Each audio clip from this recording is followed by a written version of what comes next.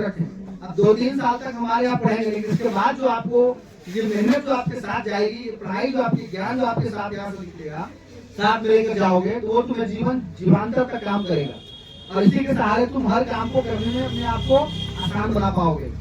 जरूरी है कि पढ़ाई स्टडी करना ये नहीं है कि हमें नौकरी ही लेना है एकमात्र सहारा है। ये अध्ययन आपको सभी कामों में मदद करता है। आपका बौद्धिक विकास, शारीरिक विकास, मानसिक विकास और जीवन ऑफ स्टैंडर्ड, लाइफ स्टैंडर्ड, हर चीज में बदलाव लाएगा। आपके जीवन में क्रांति और बदलाव लाएगा तो ये स्टडी और अध्ययन लाएगा। और अध्ययन कम करेंगे कोई उपाय नहीं। और ये आपको दिमाग में डाल लीजिए। अभी आपको इसके बाद 2 साल और पढ़नी है ना, 11 और 12। तो आप ऐसे इस तरह से अगर आप मेहनत जारी रखेंगे, प्रैक्टिस जारी रखेंगे, आपको आसान हो जाएगा पढ़ना। रात को 2 घंटे से काम नहीं चलेगा, कम से कम 4 घंटे रात में पढ़नी पड़ेगी।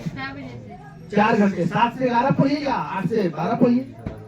और जब पूरी रात इंसान सोता है तो आपको जगना है, क्योंकि आपके पास कोई मिशन है, आपके पास कोई टारगेट है।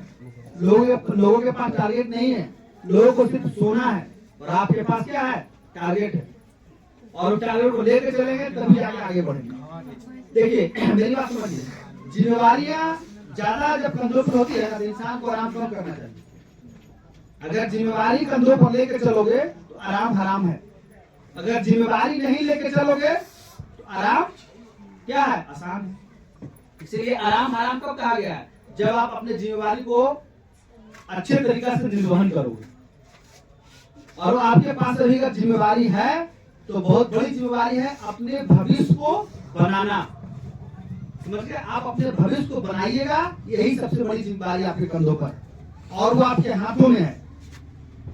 और अपने हाथों से अपने भविष्य को बिगाड़िएगा और अपने हाथों से अपने भविष्य को आप बनाइएगा। ये आपके हाथ पे निर्भर करता है, आपकी मेहनत पे निर्भर करता है। जिस दिन आप मेहनत कम कर लोगे, आपका अपने जिम्मेवारी से भाग रहे हो, अपने भविष्य को अंधकार में डाल रहे हो, अपने आप को इस संसार में क्या कर रहे हो?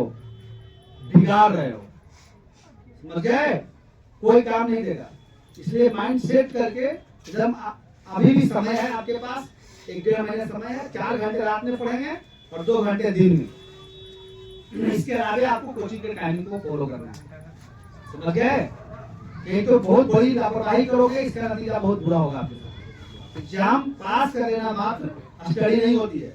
हमारे संस्थान से सारे बच्चे निकलते हैं और कुछ न कुछ करते हैं, चाहे वो सरकारी जॉब में जाए, प्राइवेट जॉब में जाए, या कोई अच्छे संस्थान में भी जाता है ना, तो उसके अंदर एक शालीनता, विचार, एक उसके अंदर मोरलता, नैतिकता, हर चीज उसके अंदर मिला हुआ होता है। इसलिए ज्ञान को कभी कम मत करिए। स्टडी के साथ समझौता नहीं होनी चाहिए। रात में 4 घंटे जो पढ़ते होंगे, डेफिनेटली है कि वो बच्चे अच्छे होंगे। और अभी आपके सामने देखा आप लोगों ने कि कैसे मैं विदाउट ऑप्शन का जो बच्चे जवाब दे रहे हैं, कहीं न कहीं उनका पकड़ ज्यादा है। और जो ऑप्शन मांग रहे हैं, कहीं न कहीं उनका पकड़ उससे कम है। और जो ऑप्शन मांग ही दे रहे हैं, कुछ बता ही दे रहे हैं, उनका पकड़ बहुत खराब है। समझ रहे हैं मेरी बात को आप?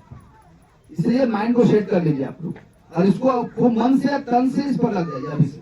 और पढ़ाई को कभी भी हल्के में मत लीजिएगा आप लोग। जब अपने भविष्य को कहते हैं कि अपने हाथों से अपने आप को आत्मदाह करने वाली बात है।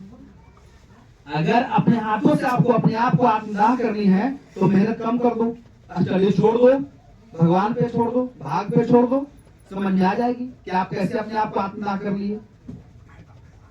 सुंदर लगने के लिए जरूरी नहीं है कि हमें स्नो पाउडर और कपड़ा लता से सुंदर लगता है। इंसान को सुंदर लगने के लिए सबसे पहले उन्हें एक ठोस जो होता है ना, अध्ययन नॉलेज होना चाहिए। उसके बाद ऑटोमेटिक वो सब चीज तो कहता नहीं है कि वो चलता फिरता चीज है, लेकिन ये आपके पास जो जाएगा वो अस्थायी रहेगा।